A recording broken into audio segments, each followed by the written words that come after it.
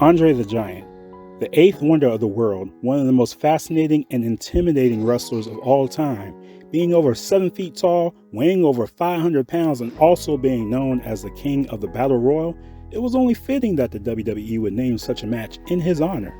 Andre was larger than life, so it's an honor of winning such a match. Should be a very big deal. This year's winner was none other than Bronson Reed. With WWE entering a new era, we can only hope that the winner of this event would receive a decent bump in their career that would be reminiscent of events such as King of the Ring. Will this be a step in the right direction for Bronson Reed?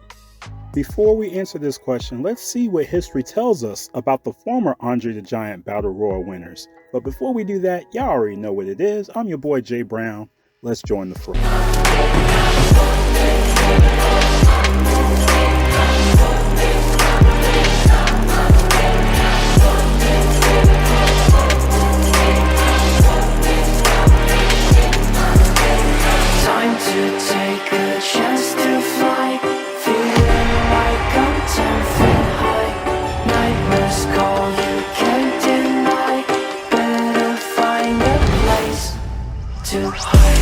Cesaro won the very first Andre the Giant Battle Royal in impressive fashion by hoisting the Big Show up over the top rope, reminiscent to Hulk Hogan slamming Andre the Giant himself.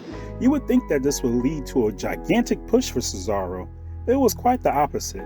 Cesaro ended the year with no title wins and a litany of forgettable pre-show matches, with most of them being losses and barely any screen time. Not even teaming up with the great Paul Heyman could save him from this fate. Big Show won the event in his second year, ceremonially. This seems like a great move due to him always being compared to legendary Giant throughout his career. However, with the Big Show already being an established superstar and a multiple world champion, it was obvious that WWE had no real intention on making this Battle Royal a stepping stone in one's career, and it will become nothing more than a novelty or gimmick match, so to say. Corbin was a powerhouse in NXT, and winning this Battle Royal served as his main roster debut. This was definitely a step in the right direction, as it did wonders to start Corbin's career on the main roster. He's actually one of the few success stories from the winner's circle. Too bad that couldn't translate to his success of cashing in Money in the Bank. Mojo Rawley won the Battle Royal at WrestleMania 33 with the help of Rob Gronkowski. While it would appear that WWE would push Mojo Rawley from this point, his career derailed horribly. And to make matters worse, the guy that he eliminated to win it, Jinder Mahal, won the WWE Championship just a couple months later. Dang. Matt Hardy would win the Battle Royal at WrestleMania 34 with the help of former enemy and eventual tag team partner Bray Wyatt. While this would eventually lead to a tag team championship reign, they were defeated by the lackluster B-Team on multiple occasions. Hardy then suffered an injury, which only had him show up on TV sporadically. Braun Strowman would win the Battle Royal at what would be the last time it is held at WrestleMania. Unfortunately, during this time, the desire to see Strowman as championship material has greatly waned, and this win only served as a wrestling comedy show with SNL members Michael Che and Colin Jost.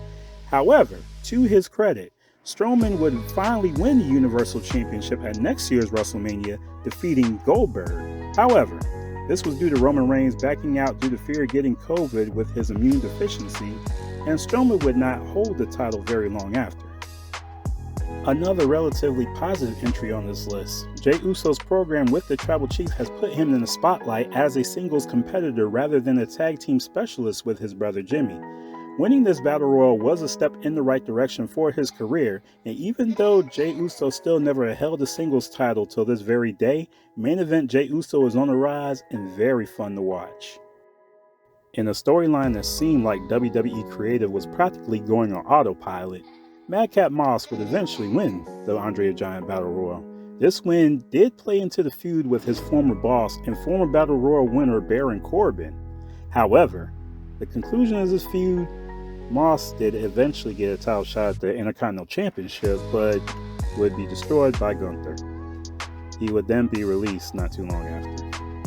Reminiscent of when the Big Show won the Battle Royal, Lashley was already a very well accomplished in the WWE and really did not need this win to get over. There was also not much forward progression in his career after this win.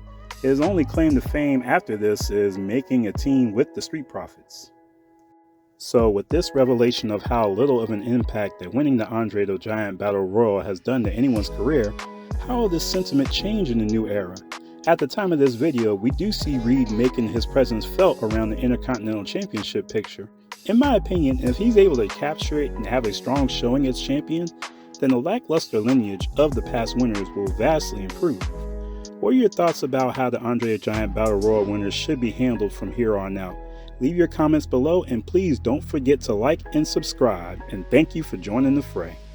Mickey Mouse.